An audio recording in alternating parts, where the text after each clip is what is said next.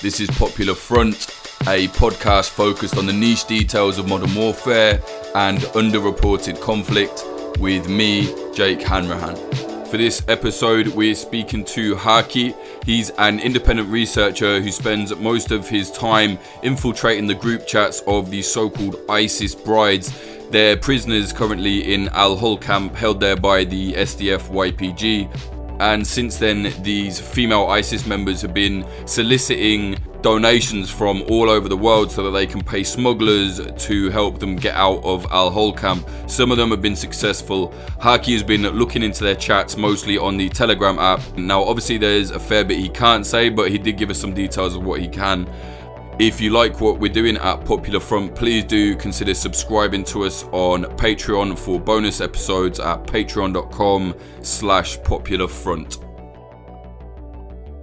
Firstly, I want to know, how did you get into this thing you've been doing where basically you've been like infiltrating these ISIS bride like Telegram networks? Tell me how you first got into that. Well, I'd have to go back some years ago for that. I started following around the time that ISIS started to rise. So I started infiltrating back then. I'd make a sock account with a name, then I'd start conversating with them. I got to know one of them, Abu Muta, who used to contact a lot of journalists to spread his message and stuff like that. He fooled a lot of them as well at the time. He was also part of what they say helped kill one of the Radicalization guys in Turkey. Mm. He pretty much ran what you must call it, like his own little cell type thing. He ran one of them, and he was quite famous for it. Going on to that, I obviously, when the fall of Baghouz, I carried on following all like the ones that were posting on Baghouz.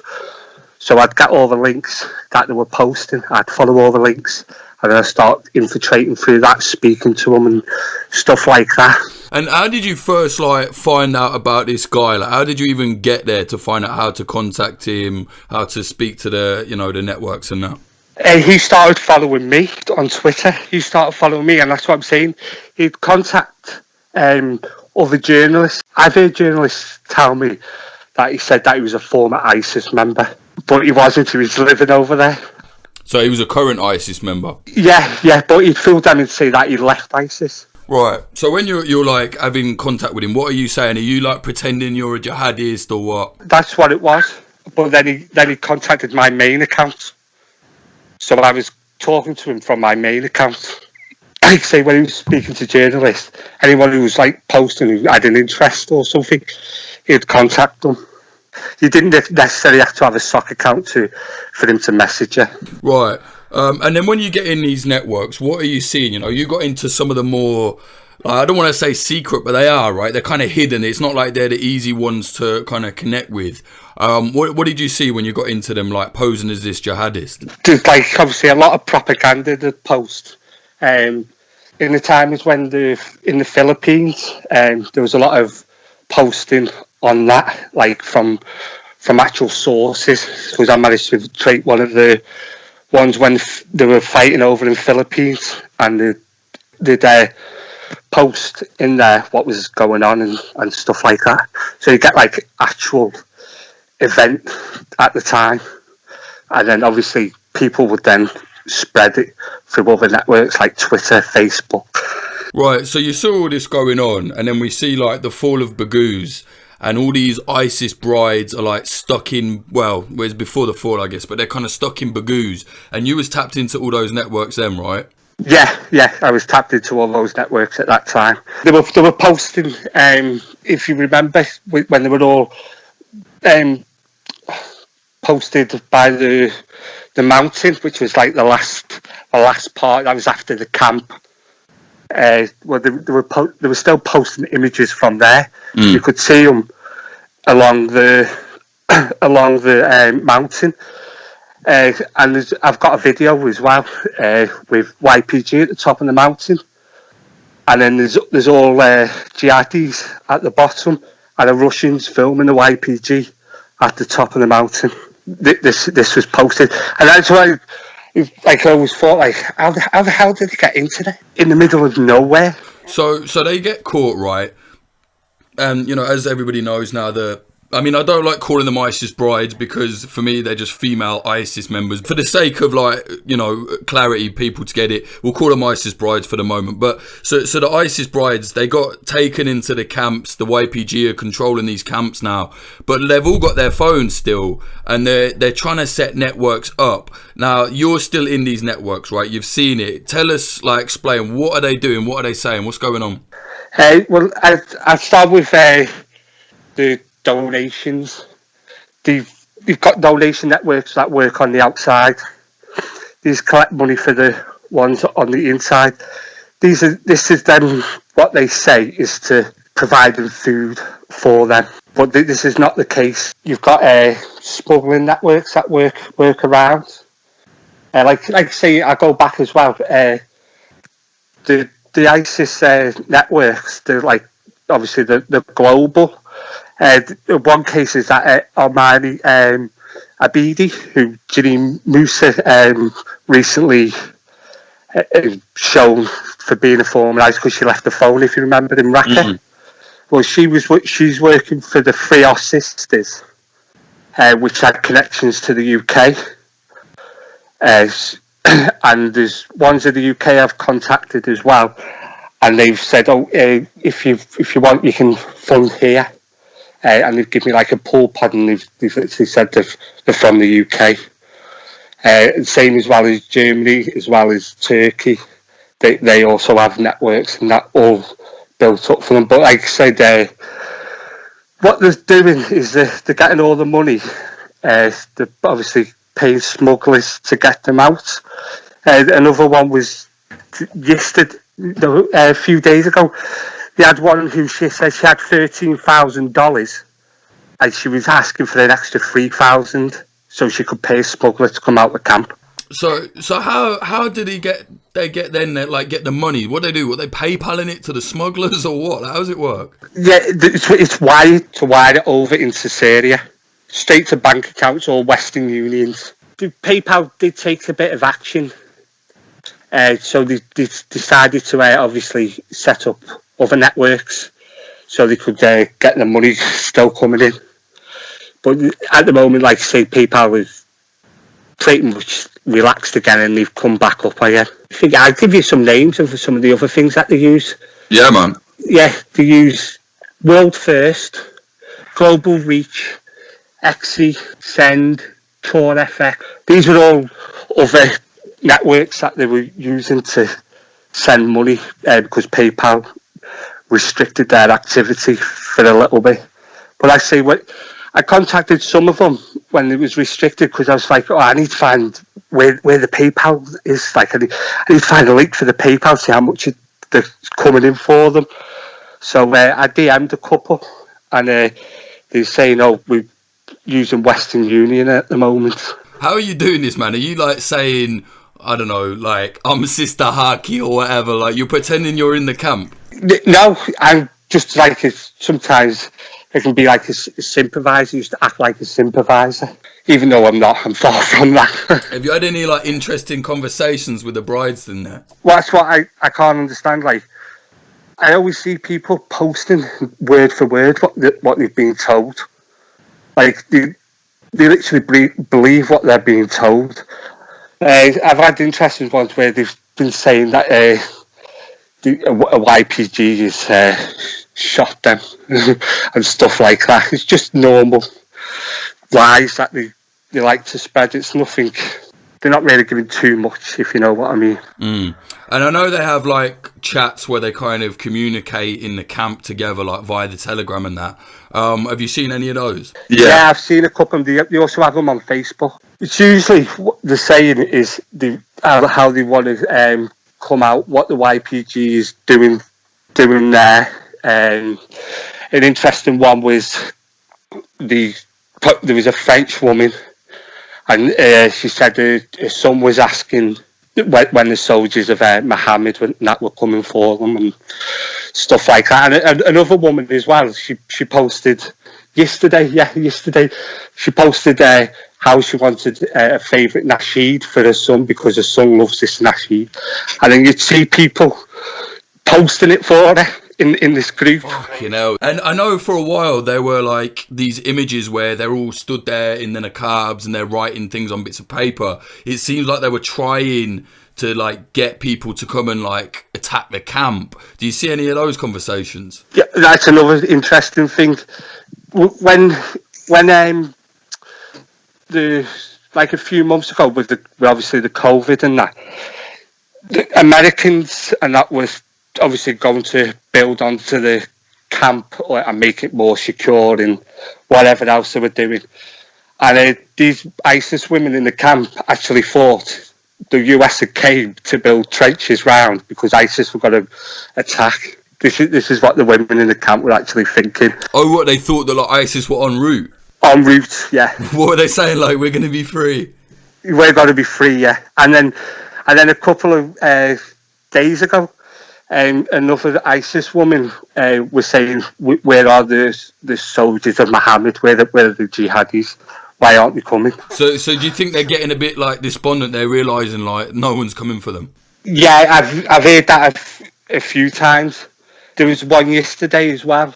She said that she'd become tired of being in the camp and she wanted out. So you seen anything about the Hisbar? Because I know that like the ISIS women there run a really brutal Hisbar, literally within al-Hol themselves, where they're punishing other women. They've killed children, you know, they've burnt women, they've stoned women. There's quite a few stabbings. Have you seen any of that activity? Yeah, well, as you can say, there was a case when the raids were ongoing last week. There was, about 10 p.m. and there was a message in one of the groups that the data in the camp had been shut down, you know, the internet. And obviously around 2 a.m. an operation started in the camp. Obviously YPG were searching the camp for ISIS women because they were running data and getting them registered and all that kind of stuff. Well, the next day, the guy who owned the shop with the internet, he was found dead. Fucking hell, they stabbed him or what? Yeah, they stabbed him. Jesus, because he participated in like turning off the internets, right? Yeah. You can find this, it's even reported in Kurdish media. And I'm guessing they've no idea who did it. I mean, I don't know how you would even find anyone. No.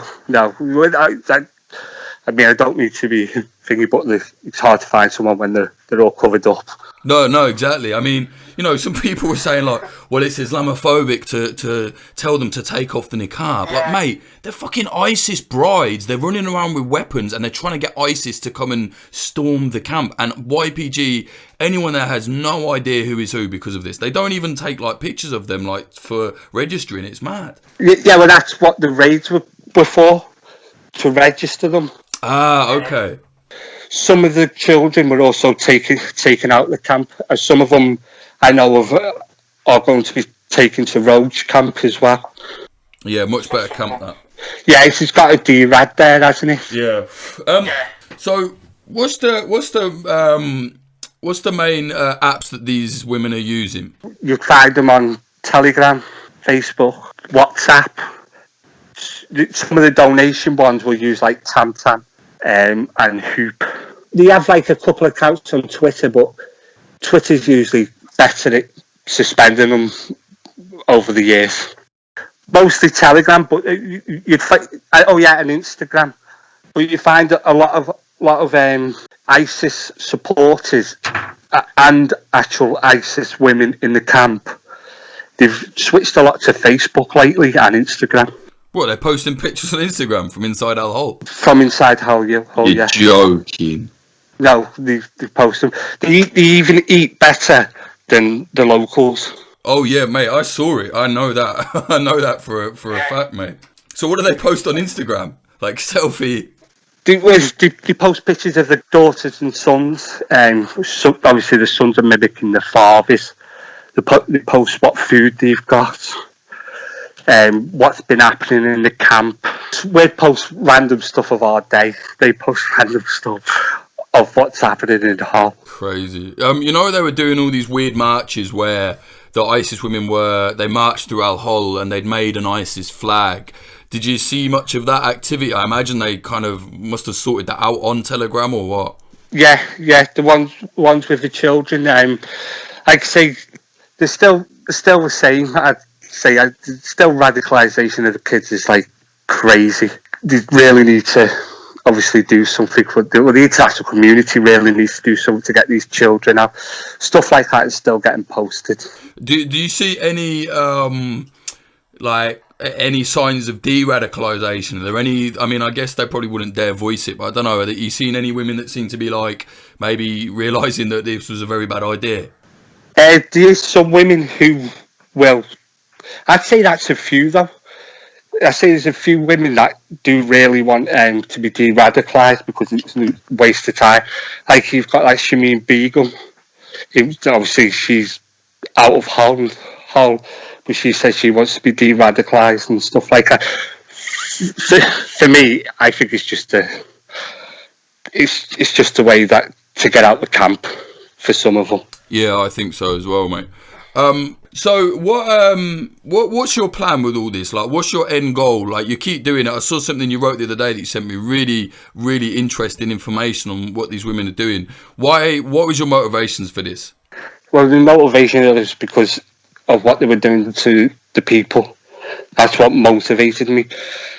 What I want to do is I just want the international community to take responsibility for these people in the camp.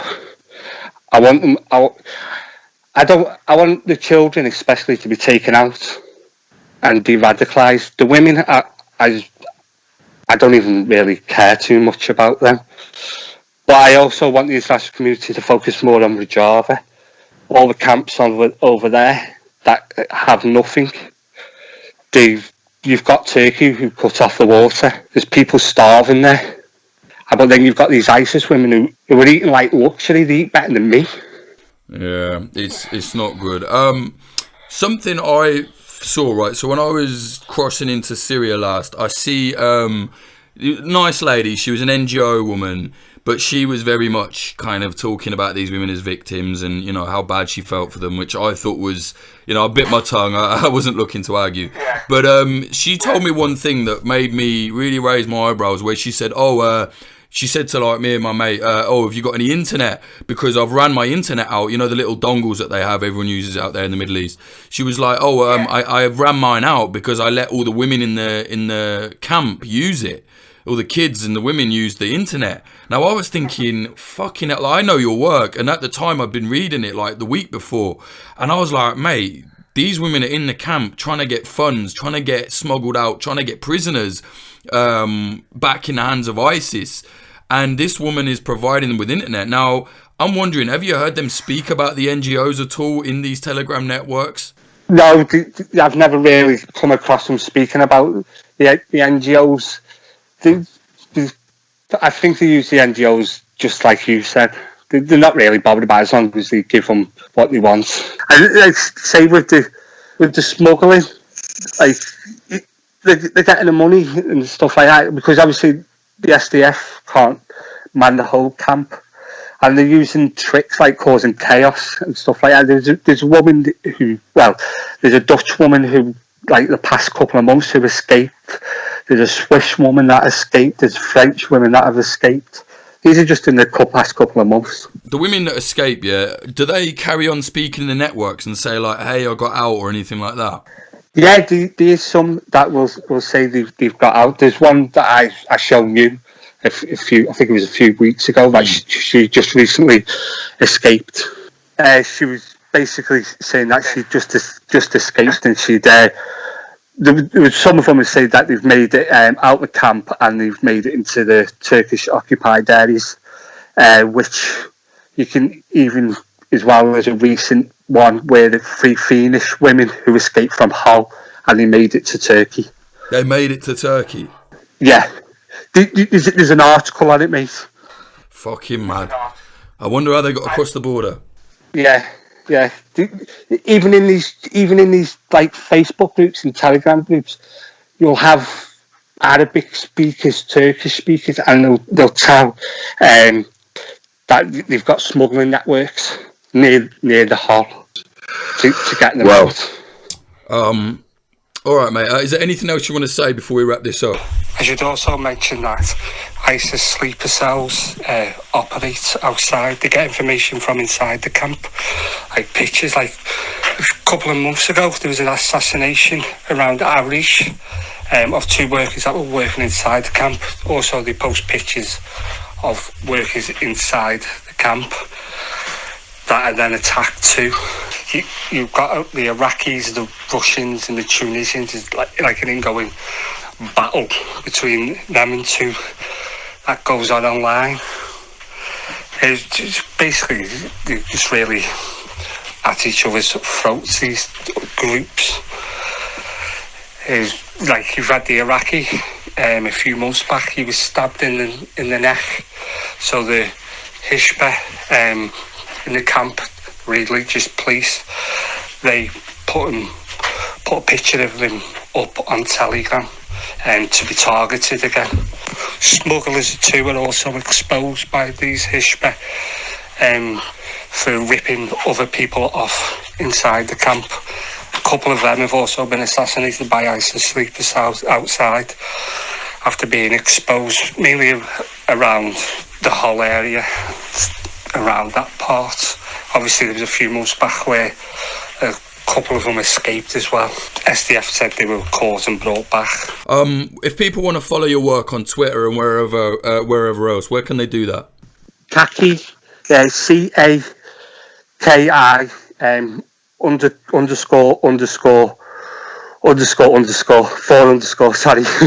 4 underscores, yeah, the fucking mad handles there. All right, mate, thank you very much, mate. That was really interesting, and good luck with your work. Thank you very much for that, mate. Thank you. Cheers, pal. Caki speaking about how he infiltrates ISIS bride Telegram channels. Interesting guy. Sorry about the sound in this episode. Technical difficulties, nothing I could do about it. Apologies. And I know Caki is a Scouser, so Americans might not fully understand that accent. I know outside of the UK it's sometimes hard to understand, but that's what it is. You know, some people have accents, some people don't. All sound posh and well spoken. So thank you very much to Caki for coming on, and do consider supporting him because he does all of this for free. He just does this in his spare time. If you go to kofi.com/Caki with 4 underscores, you can basically buy him a coffee. Now I'll spell that out. It's ko-fi.com/CAKI and then 4 underscores. So CAKI _____. Ridiculous URL, but there you go. kofi.com/Caki 4 underscores. But yeah, definitely check him out. He's a good lad and he's doing a lot of work just off of his own back because, you know, he thinks it's important to document what they're doing and kind of have the upper hand on them. Anyway, also go to www.popularfront.shop because the magazine is here. So you can go and get the zine pre-ordered. They all ship in July. There's lots of reporting in there, on the ground reporting about arms trafficking in Afghanistan, articles about how ISIS car bombs are made, an article about how to legally tune into military signals networks and listen for your research. All very interesting, lots of cool images, photo pieces in there, graphic stuff. Yeah, popularfront.shop. And you will see it's the first thing on there. You can pre-order the zine and go and check that out. Yeah, this episode was sponsored by Oracle Coffee Shop in Portland, Oregon, USA. They're an independent coffee shop selling only fair trade products. See them at 3875 Southwest Bond Avenue. 97239 is the postcode or zip code. Tell them Popular Front send you. You might get something nice. This episode is also sponsored by Feng Tings on Instagram. Instagram.com/FENG.TINGZ. They do custom Baofeng radios, lots of stuff, cool antennas, all of that. Check them out. Please do consider supporting us on Patreon at patreon.com/popularfront. We are 100% independent. We keep afloat via the Patreon, via the merchandise at popularfront.shop and donations. So if you don't want to go on Patreon, you can support us another way, maybe Bitcoin, whatever you want. popularfront.co/support is where you'll find all that information. Follow us on social medias, twitter.com/popularfrontco. My Twitter is Jake_Hanrahan, HANRAHAN. Instagram.com/popular.front or Jake_Hanrahan. youtube.com/popularfront. You'll see the new trailer we've got there. We've been filming, got two lads filming for us in this free zone. Some call it an autonomous zone. It's not an autonomous zone, but it's an interesting kind of occupied protest in Seattle. Go and check that out, the trailer for Free Cap Hill.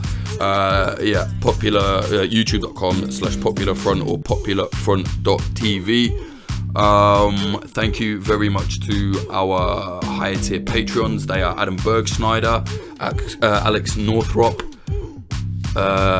Amelie Me, Amy Rupert, Andrew Hurley, Anthony Kobarak, Axel Iverson, Azad, Bill Wilson, BREN86, Brian McLaughlin, Trey Nance, Chad Walker, Chandler Marlin, Charlie, Chris Cusimano, Chris Davis, Christina Rivetti, Christopher Martin, Clayton Taylor, DR, Dan Dunham, Daniel Shearer, Degenerate Zero Alpha, Diana Gorvanek, Don Wayne, Ed Coulthard, Emiliano, Emily Molly, Ennis, Fitz Madrid, Fletcher Tate, Fragile Feeling, Frank Austin, Hugo Newski, Joanne Stocker, Joe Watt, Johnny LaFleur, Josh, Lawrence Abrahams, Liam Williams, Maxwell Burke, Maurice Zumwal, Moody Al-Rashid,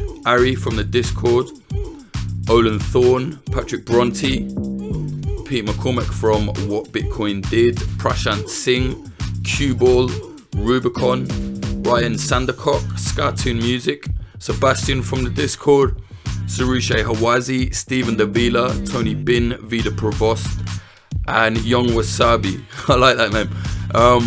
Thanks very much for your support. Honestly, like, the more we get on the Patreon, the more you will see of Popular Front. I hope that's evident already as the numbers rise. You know, we've got so much going on. The magazine, new documentaries coming out. You know, we're on the way to the 10k a month, and if we hit that, the Popular Front video magazine will be going into production and launching, which will be basically I don't know how you would describe it. Like, video magazines are kind of an old concept from like the 2000s, and I think they're really cool, something we should bring back.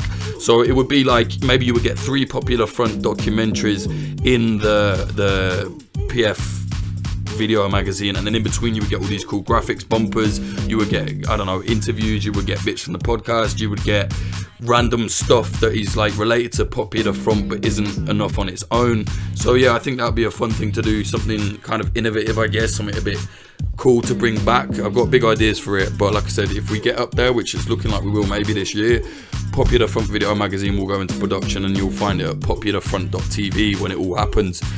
But yeah, I'm sorry I'm so tired. I sound tired, but I'm absolutely knackered. I've been working my ass off. Obviously, everybody's still on lockdown. Well, not everybody, but you know, it's still kind of there. It's easing. Wanted to put as much content out as possible for you all while this is happening. So yeah, I'm gonna have a rest. But I hope you enjoyed it all. Please do support us at patreon.com/popularfront. Music in this episode, the intro was by Home, and the outro was by Sam Black, also known as Son of Old. See his music at samblackpf.com. Cheers.